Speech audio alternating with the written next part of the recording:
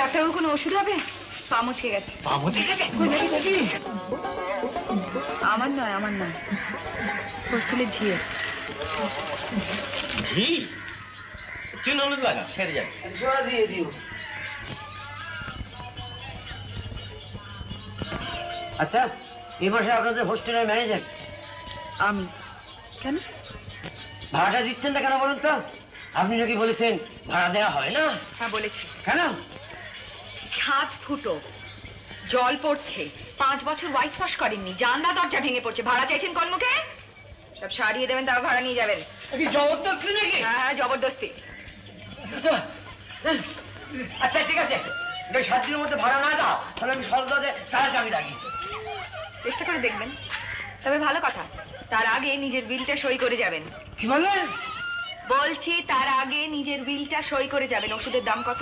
লাগবে, ঠিক আছে।